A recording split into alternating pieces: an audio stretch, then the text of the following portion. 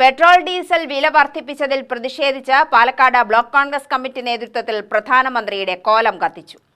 Petrol diesel excise തീരുവ വർദ്ധിപ്പിച്ചതിലും പാചകവാതക വിലയിൽ 50 രൂപ വർദ്ധിപ്പിച്ചതിലും പ്രതിഷേധിച്ചായിരുന്നു പാലക്കാട് ബ്ലോക്ക് കോൺഗ്രസ് കമ്മിറ്റിയുടെ നേതൃത്വത്തിൽ നഗരത്തിൽ പ്രതിഷേധ പ്രകടനവും പ്രധാനമന്ത്രിയുടെ കോലം കത്തിക്കലും നടത്തിയത്.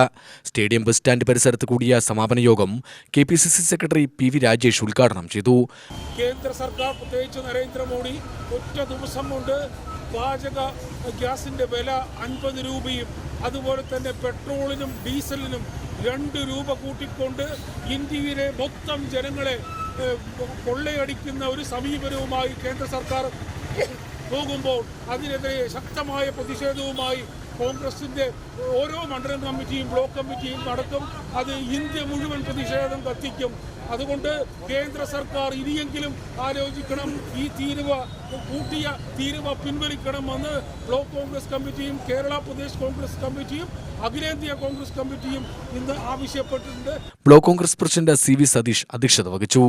UDF നിയോജക മണ്ഡലം ചെയർമാൻ സുധാകരൻ പ്ലാക്കാട്ട്, K ഭവദാസ്, മണ്ഡലം പ്രസിഡന്റുമാരായ S Xavier, Ramesh Puthur, SM Thaha, നേതാക്കളായ ഹരിദാസ് മച്ചിങ്ങൽ, KR ശരരാജ്, V ആറുമുഖൻ, മനോഹരൻ മൂത്താന്തറ, അനിൽ ബാബു, മോഹനൻ ശേഖരിപുരം എന്നിവർ പ്രസംഗിച്ചു. UTV news Palakkad.